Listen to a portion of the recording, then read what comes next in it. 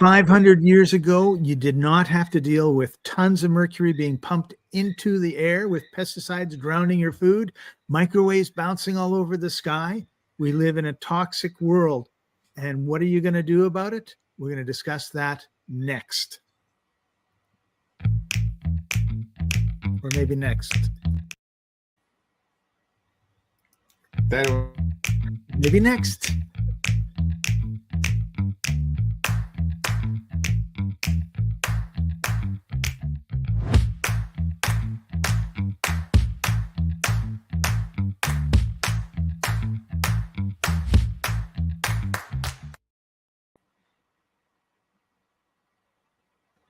Welcome, everybody. This is the Life Enthusiast Health Shots podcast, restoring vitality to you and the planet.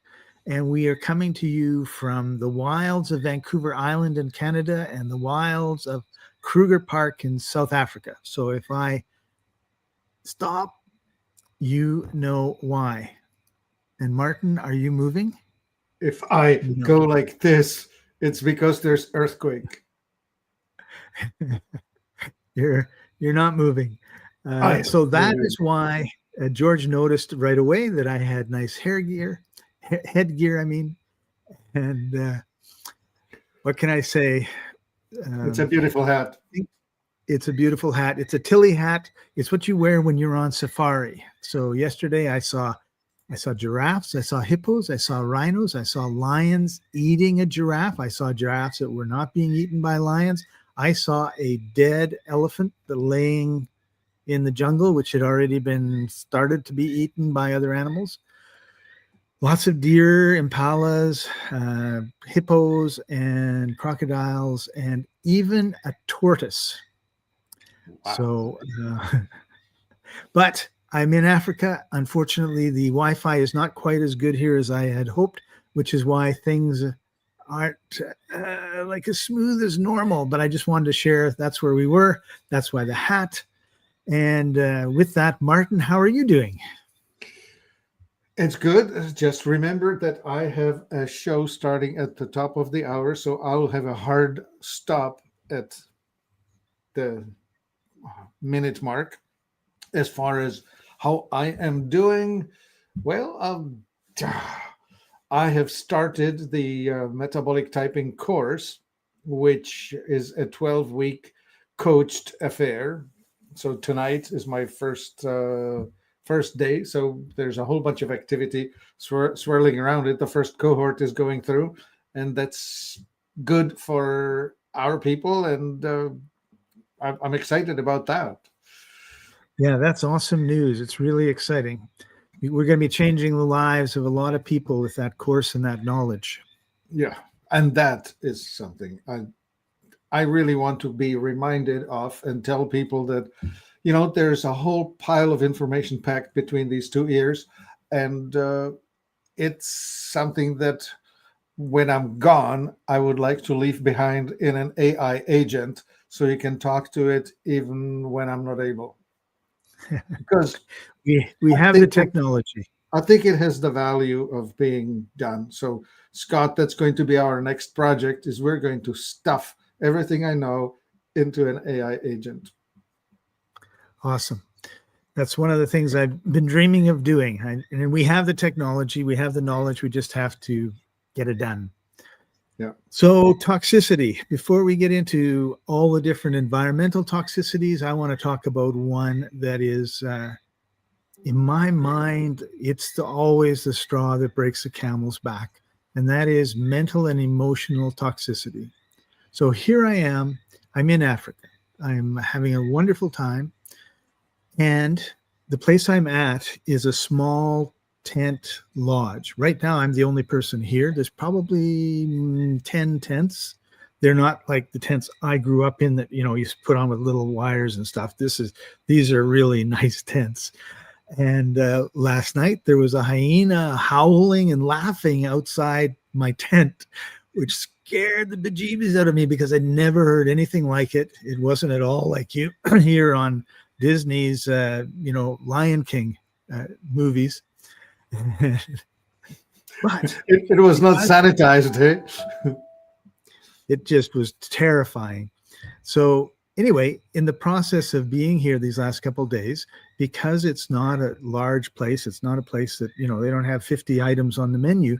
They actually just come up and they say, these are, this is one choice, this is another choice for dinner, right? And so they said, choice number 1 is chicken. Choice number 2, giraffe meat. And I go, giraffe meat? Like, you can eat giraffe meat? Never heard of it. And they said, yeah. So what do you want? I'm in Africa. I'm pushing the boundaries of my comfort zone already. Giraffe it is. Giraffe it is. Okay. So I take a picture. It comes in a little metal bowl, and it looks like stew. And it tastes like stew. The meat of the giraffe, assuming that everybody is telling the truth, and I have no reason to doubt it, it tastes like beef. So why should it not, right? Yep. It certainly should not taste like a chicken, right? They're not at all like chickens, but they're certainly like other animals that are on four legs and eating vegetable stuff. So I take a picture, I post it, I say, I'm in Africa, I'm at this lodge, and they served me giraffe meat. Am I a liar?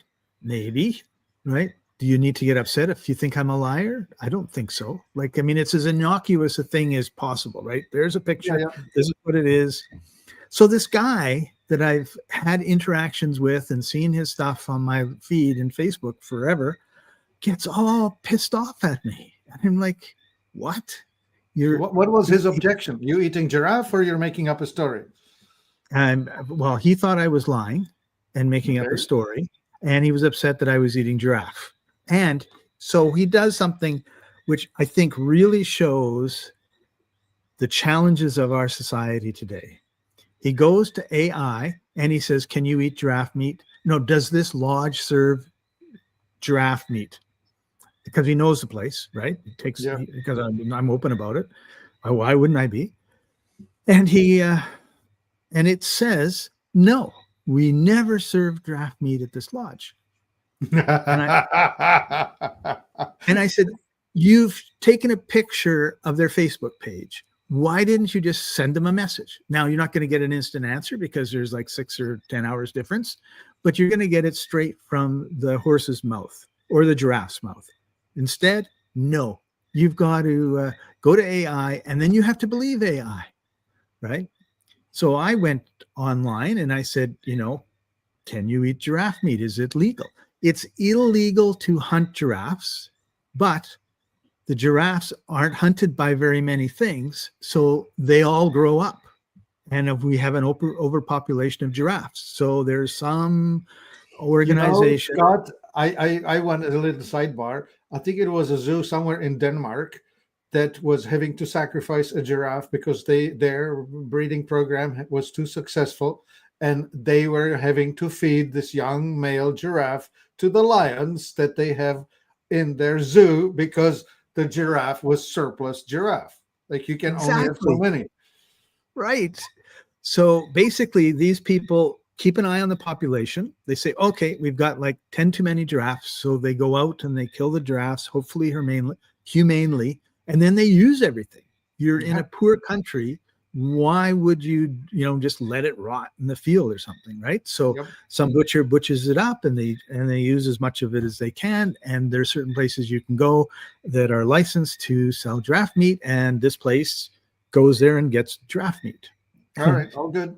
You ate giraffe. So he just went on and on, and then at the end, like right at the end of the conversation, he was like, well, you've just been going on and on and on about this. And I've been answering your objections to my original post. I haven't been going on about anything.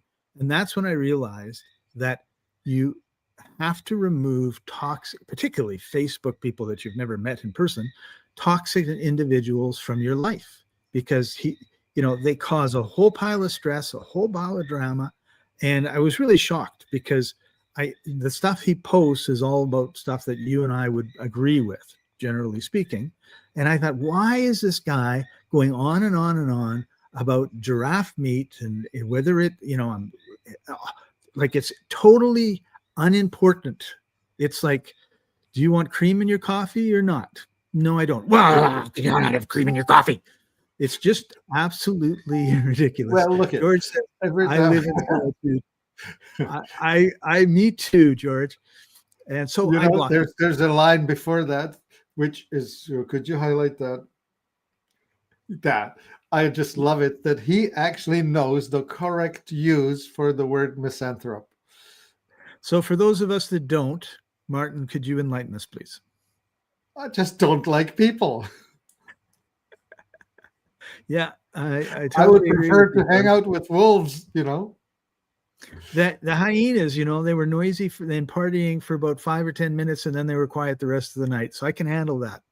Yeah. But All it right. just struck Well, I tell you, it. Scott, I had an experience with Facebook and the social media some years ago that is perhaps worth sharing a little bit too, which was I I took an order. It was for CBD by a young woman who was in pain, and she's a mother of an autistic child, and she is poor, and she needed her stuff. She made a typo in her email address. She did not get a response from us. Wouldn't you know it? How could you get a response if you make a typo in the address? Anyway, then she went and mentioned that she did not get a response from us on Friday on a social media site. When I came back to work on Monday, my entire Facebook was covered and plastered by one person who hit every possible post that they could get their hands on, accusing me of being a uncaring bastard corporation that takes money away from single mothers and whatever, right? Like just, but I mean, crapped all over the whole thing, right? So when I connected with this woman, the gal that was the victim, she said, I didn't do anything. I just mentioned that I didn't hear back. And I said, well, here we are. We're shipping your stuff. It's Monday morning. We'll ship it out to you. Could you please reach out to this person and ask them to undo? And so she said she did. But the person out there, who was the angry one, said, they are the bastard corporation. I'm not taking anything back. So it was interesting, right? And I don't know what triggered this other volunteer do-gooder into doing what she did. Right. I can only imagine that there's some stored up um, victim situation that she felt justified in just throwing her weight all around because she could. The social media let her. I feel the same way about this guy. I feel like there was something bothering him about something, and for some reason he just focused totally on me. Yeah. And what I posted, right? And yeah, so there's because kind you of were like, there. You were there. It yeah, was not about you. It was not about you. It was not about the giraffe. right, right. Yeah. So let's all hope that George agrees with us. And we deal with this a lot in the fibromyalgia group. I often feel like King Solomon, right? Because two people are going at it, and I'm trying to figure out, like, who's being excessive, or who needs to calm. They both need to calm down, and they're not, right? And so oftentimes we get these triggers, and it is really important to recognize, I'm being triggered, and is this important or not? And the answer is always pretty much no. I think, if it involves bodily harm or abuse of other people, then yeah, probably really important to stand your ground. But when it comes to whether you have cream in your coffee or giraffe meat in your stew, probably a lot of other things you could be spending your time and energy on, right? So Right. we kind of wanted to talk about the emotional, just to tie this all back, the emotional toxicity that you surround yourself with. I have a friend who's got a brother who's narcissist, who's really bullying this poor guy, right? And it's like he's had to change his name. He's had, like, on social media, and he's had to do all these things, and I'm kind of like, how- you know, is your brother part of the CIA that he can find out everything and hammer you with it? And on People the who other get side, angry, yeah, Scott, people who get angry are sometimes willing to expend inordinate amount of energy on something that doesn't deserve it. It just boggles the mind. A friend of mine recently told me that there's 3 siblings, 2 girls, 1 boy. The mother dies of old age. The estate is being processed, and the brother decides to just make life miserable for the 2 sisters. Goes to exceeding lengths, just whatever, and lying in front of a judge because it took all the way to court, and just lying. And finally, they found somebody who's got enough money to just absolutely quash the damn thing, to make it go away. But this right, guy was willing to just go all out, beyond reason, right? Like once somebody gets triggered, they are going nuclear regardless. I don't care if I kill everyone. I don't care if you kill me back. We're going in, yeah. right?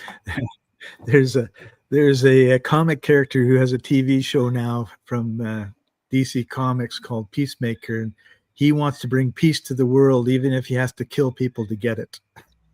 There we go. There you go. A friend of mine had a beautiful saying. This is sort of like fornicating for virginity, right?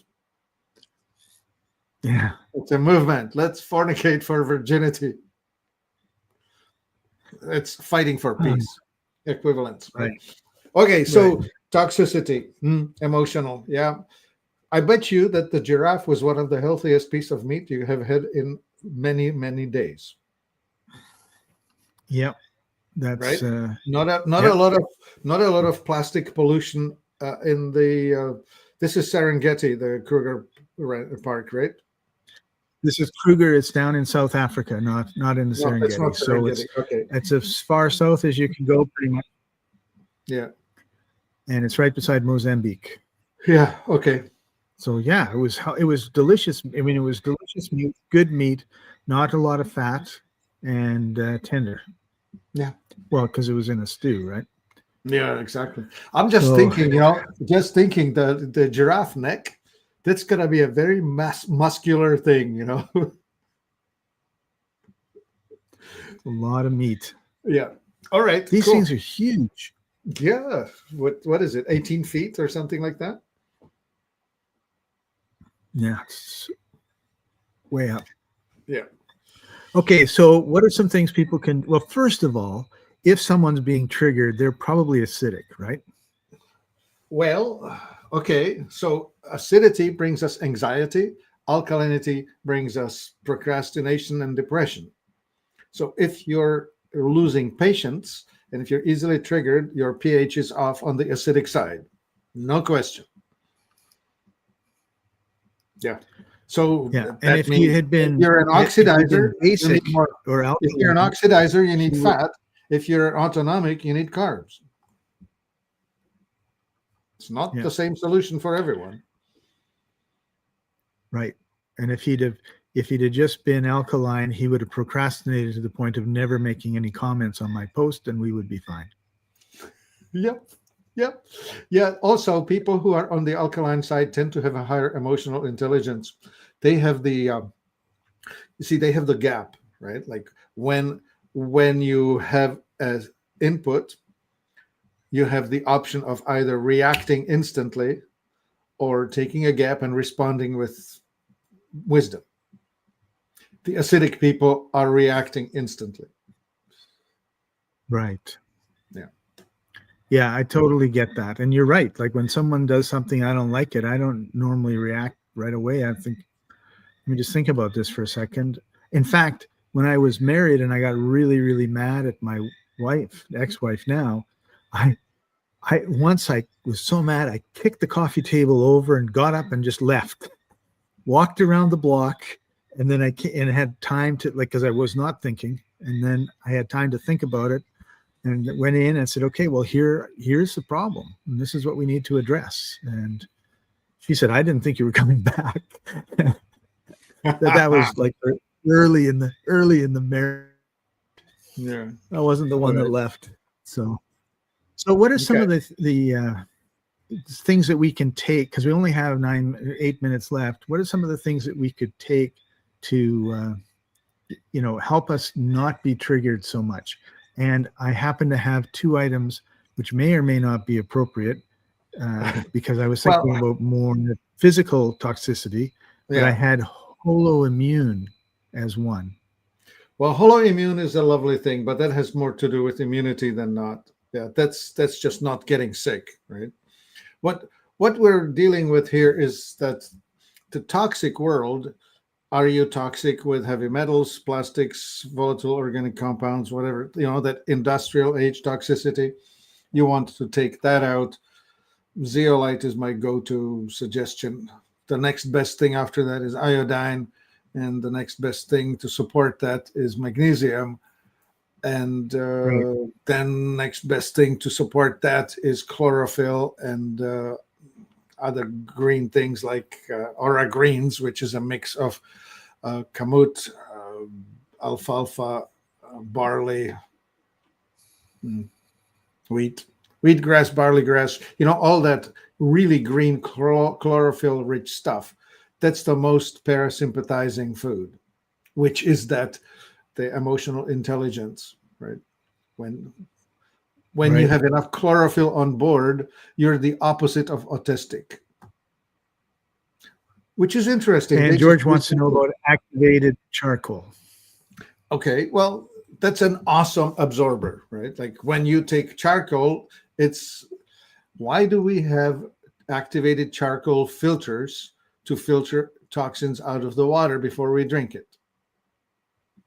Because we don't want those toxins. So when you swallow the charcoal, it's going to do the same thing in your body.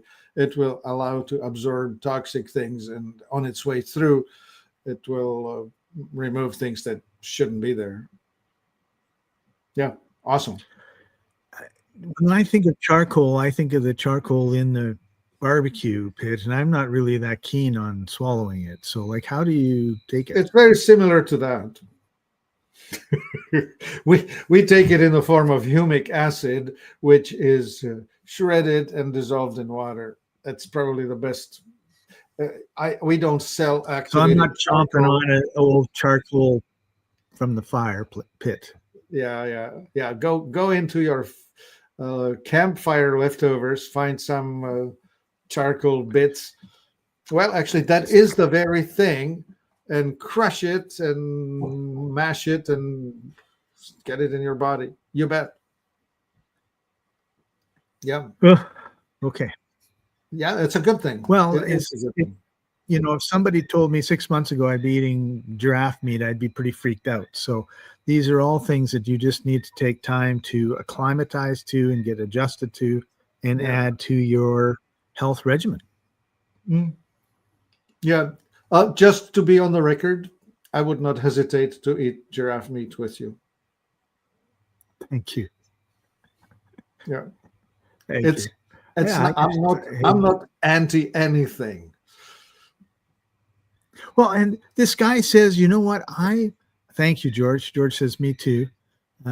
He even says, like, I have no problem going hunting and shooting a deer and taking it home and, slicing it up and cooking it. But some reason the giraffe was just taboo to him. I have no idea. I can relate. There are some people who will object to eating guinea pigs, which is a custom in South America, Peru or whatever. Peru, yeah.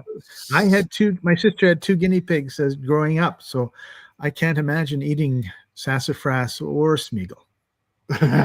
Terrible. And likewise, when I was growing up, I grew up in a really interesting world where we had pheasants and hares and all kinds of stuff. My dad, as a veterinarian, would look after hunting dogs of the hunters in the village, and they would often pay him back with what they shot, not with money. We were rich in life. We were not necessarily rich in cash. And yeah, anyway, I'll take rich in life every day. yeah. So zeolite, better water. Make sure that the water you're drinking is structured. See these little bits. Make sure you have that. You want to structure your water before you drink it. You want to filter the water before you drink it, especially if you're on city water anywhere in North America. And Right. then, well, charcoal, filter it, yeah. And if you want, eat humic acid or swallow humic acid. That's the ticket. It will act as a low-grade passive filtration system passing through you. Yeah. Nice. And I think that's so important. We really need to clean up our acts, right? Yeah, for sure. I'm amazing how reasonably well the Wi-Fi is holding up. It's only a couple of small blips here and there. I'm happy too, because it was really bad an hour and a half ago. Okay. Which is why I warned you and I warned John and everybody, let's make sure this goes smoothly. So, Martin, we've got 2 minutes left. Leave us with some words of wisdom, generally speaking, about your people's health. Well, one of the really common problems in North America is hypothyroidism, which is brought on by genetics. About half the people are thyroid types, and not enough iodine in circulation, and not enough magnesium to support it, and not enough selenium to work with it. So if you find yourself under functioning, you probably have the MTHFR, you're probably the thyroid type, you're probably needing to fix your world, and it's not being addressed by the mainstream policies. So you need to find somebody that's going to help you unpack your current situation, understand the nuances and the specifics, and give you suggestions on what's going to get you to a better place. Awesome. And you've had 40 years of going from being in a very, very bad place, full of pain and your body falling apart in your 20s, to being a vibrant, healthy, active, strong, medicated-free person over 50. Me, over 50? Are you not over 50? No, this is my 70. This is my 73rd, brother. And I hope we're all like you and we're that age and continuing on. And that's one of the things I was just thinking about the other day, was as I was walking, around this area that I'm in, was, there's no reason not to keep our health and our activity. And we don't have to be bent over on using a cane or having tubes stuck in all these different places. We just need to look after our body the way it was meant to be looked after. Yeah. And it is toxicity, malnutrition, stagnation, and trauma. Today, we spoke about trauma. We talked about stagnation, move around, walk about. We talk about malnutrition, eat the nutrients that will support you, and toxicity, keep the crap out. Yeah. Awesome. Thank you for joining us, everybody. This has been the Life Enthusiast Health Shots podcast, restoring vitality to you and the planet. Come out and join us again next week, Wednesdays, 2:30 p.m. Eastern Time. We'll see you then. Bye for now. Thank you and goodbye.